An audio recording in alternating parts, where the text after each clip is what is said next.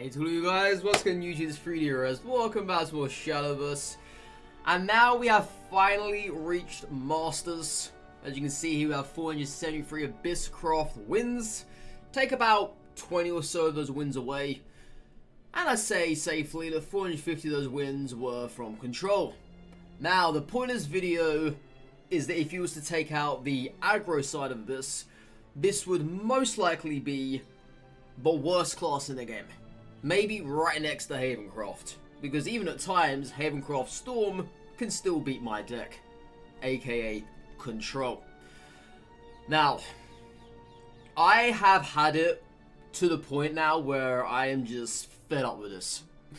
People are putting Abysscraft Control, like A tier, low A tier, whatever the heck it is, in the middle, whatever. No, this is one of the worst decks in the game. Okay? I see so many people saying, oh, look at me, I'm going on win streaks here. Or even on Reddit, saying, oh, I'm on like a 10-12 win streak with this Abysscraft deck. Well, have you been playing it, my friend, since the very beginning of the game?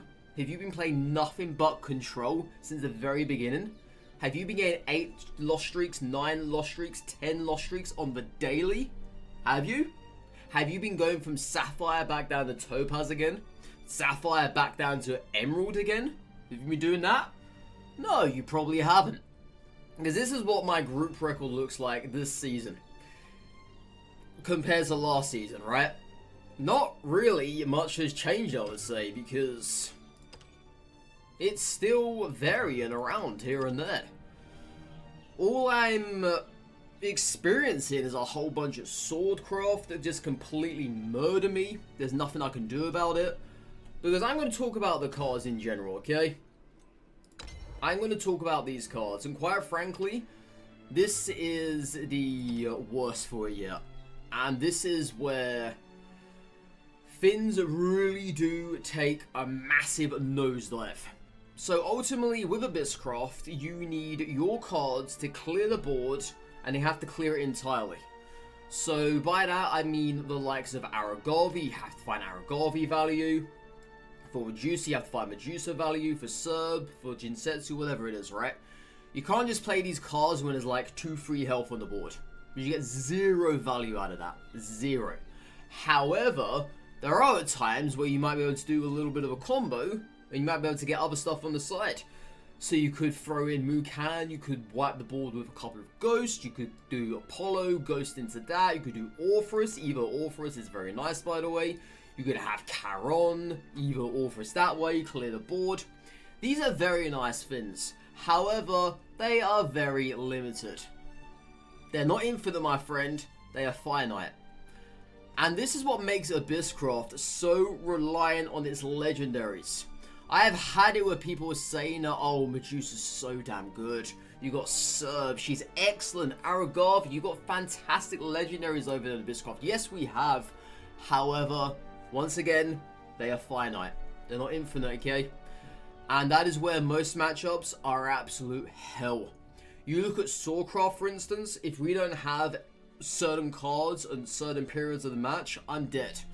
I've had it where I'm dead like time 5, turn 6, but I can't get rid of their boards. I've got no Apollo, I've got no Aragavi, I've got no nothing. I've had it where I died to Albert because I know it's coming, I can't do anything about it. And by the way, Albert completely wipes the Jinsetsu board. Have fun with that, my friend. But if you're trying to eat into other Swordcraft cards, such as Amalia, the one that drops the wards, you can't do that evenly, because Medusa does not allow that to happen. Or if you are trying to do into Amelia, the one that gives the barriers, well, good luck with that, because Serb is now horrendous. The only thing that's going to work for that is Medusa. And Medusa may never appear half the time, like it does for me, virtually all the time. There's just so many scenarios in the Swordcraft matchup that makes it absolute hell. You have to have either your Apollo or your Aragavi in the opener. If you can't find that, then you're going to suffer. You have to either go second, and then you can make their board very nicely. So a good example of that is when I dropped down Aragavi on turn 4 because I PP'd for it. And then next turn they just play Luminous Mage, and now I've got no cancer for that. If I was to have left that board there that turn, say it was a Zirconia board, I would have been taking so much damage to the face next turn. Oh, but I've got to use Aragorn if it happens. I've got to stay safe, right? But then next come down to Luminous Mage. I've now got nothing to deal with that. There's so many things that can go wrong, and they will go wrong. And that's not just for Swordcraft, that's for so many other classes as well. Most notably Runecraft. Runecraft, you have to have Aragorn for Anangarea. If you don't have it for Anangarea, then you're going to be taking probably 4 or maybe 6 damage next turn to the face. It's happened numerous times for me. Okay, Mukan is great in that scenario, but you should never have to do it. You should never have to do it for anything else other than Aragorn. It's the only way forward. And then you move on to Kuon. If you've got no Medusa that turn, then all of a sudden you're going to be taking so much damage to the face if you can't deal with the board appropriately. Medusa is the key for Kuon. If you don't have Serb in that scenario, then you're really going to suffer. As I say, come turn 10, if they're Cocytus, chances are you're dead anyway. You had fun with that match, you move on to the next. It doesn't stop there though. I can keep going and going and going. You've gone from Swordcraft to Runecraft. Next then, you're probably going to go ahead to Portalcraft. If you don't have your Medusa against Orcus, you're probably dead. If you don't have a lot of stuff against a lot of stuff they have, you're probably dead. The puppets are going to murder your early board. Look at you, you've got no board to your name. They're going to chip away at you. There's so many things that can happen that other classes don't have the same experience with. And this is what makes it so damn awful to be playing Abysscraft in these matchups. Our stuff is limited. If you keep throwing board after board after board, I'm not having anything sticking. I'm using all of my board clear.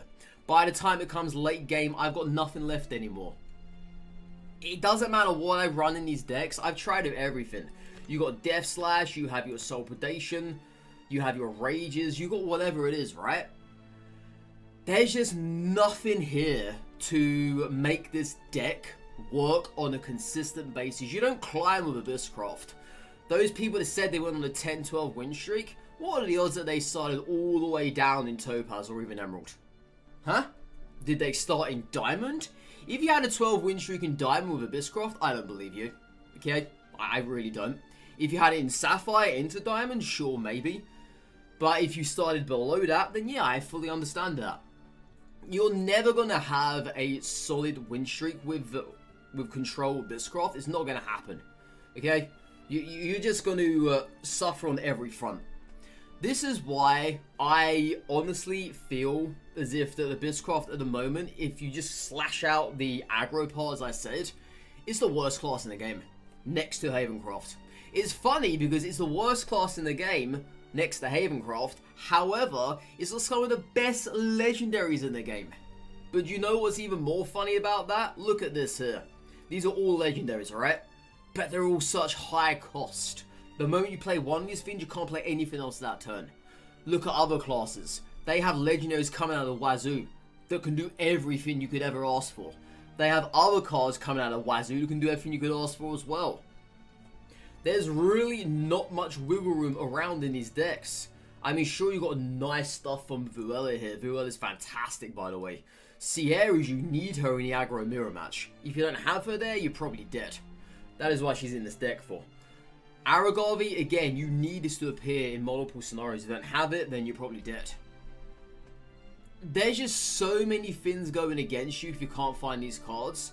And I hate it when people say that Abysscraft Control is in a very good spot right now. It is not. It is in a terrible spot. Okay? Absolutely terrible spot. You might get lucky one match, then the next match you won't draw a diddly squat. I've had it so many times where I've drawn into Olivia's, I've had Medusas, I've had Serbs in my opening hand. I've had it various games where I get nothing on turn 1, nothing on turn 2, nothing on turn 3, maybe something on turn 4 if I'm lucky. But chances are by then I'm already dead. Or they're already plotted our death. And I can't do anything about it. Or maybe I can do because I'm now starting to climb back again with all these legendaries in hand. But it comes back to the fact that they are finite. They're not infinite. It's very awful. Very awkward. Having to watch your opponent playing so many things and you've got nothing to do about it. I could go on and on and on about this, but quite frankly, I don't want to. I've got the experience to tell you guys this. I have mained Abysscraft since the very day, since the very word get-go. I know what it's like to play control Abysscraft in this current meta, so to speak. Same for the previous one as well, in Season 1. It's not fun, okay? It is not fun. This is not a climbing deck you should be taken with. If you want to climb with Abysscraft, you go for aggro. If you want to climb with Abysscraft outside of aggro, just play something else. Until they add better cards for us to actually control with, I'm probably just going to stop playing this class, quite frankly. Because there is nothing here anymore that even is remotely worth having fun with. On a daily basis, as I said, I just go up, down, up, down, up, down constantly. There's never any in between. Let me show you my match history. You're probably not going to see the 8 loss 9 streak. Well, you may do, if you're lucky. So here's a 4 loss streak here. These are all death to Cocktus, by the way. You've got another 4 loss streak here. Death to Cocktus, by the way. This 5 win streak here was from Emerald into Topaz. That's how I got into Masters. I had no joy in that whatsoever. Here's that massive loss streak here. Virtually, at the beginning of the stream, it was all Swordcraft and Abysscraft, and nothing else but that. I was losing every match left, right, center. Because Abysscraft were playing aggro. This deck doesn't do well against aggro, as I've said before. There's just so many things that you have to take into account when you're playing this class. People will say, oh, it's all sunshine and roses. It's all beautiful stuff. We're going to rank it high up on the tier list. I bet you, okay, those people that have ranked Abysscraft up in the tier list on the A section or whatever it is, they probably have not played it for as religiously as what I have. They probably played it for about X amount of games, 10, 20, 30, whatever it is. And they probably just left it. And then they went on to another class that's infinitely better than that does everything better than what we do. Then they probably came to the conclusion, they probably had like a nice little streak going, and like, oh, this is good, this is fun. You got so many nice little things here and there. You can't talk about Abysscraft as much as I can if you're not in my boots and you don't have this record. I'm being honest as well. Because the amount of times I've heard people saying it, I'm sick of it. Okay? Abysscraft, without the aggro, take out the aggro section, is not a good class. You got legendaries that are fantastic, but they've been weighed down by this. They've been weighed down by the overall sadness that is Abysscraft. I'm going to end it here, because at the moment I'm just rambling on. I really am.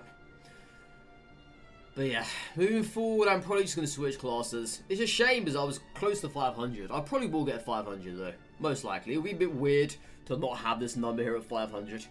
But we will do that. But moving forward, I'm just going to play other classes from now. It's a sad state of affairs what this class is in the moment. As I say, many people are just blinded by aggro. Completely blinded by it. And it sucks, because you look at the rankings, right? All of these people here are nothing but aggro, I assure you of it. I doubt there's anyone here in the top 100 that reliably plays control. I highly doubt it. All of these wins here are probably from aggro. Every single one. None of that is control. Why? Because control is absolutely inferior to aggro. That is why. And now, guys, thank you so much for this video. Really do appreciate it. Really appreciate that like button, hit the subscribe button as well. And let me know in the comments below what you think of Abysscraft in general. Do you think it's a good class at the moment? Do you think control is actually better than what I'm touting it out to be? Please let me know, because I'm really interested. Because most likely this is going to get above 2,000 before the end of the day. Probably. But yeah, I know, guys, take care, stay safe, all that good stuff. Until next video, next live stream, gotta play some more Shadowverse. Have fun with it. Have fun with all the classes this game has to offer. And other than that, goodbye for now. Bye-bye.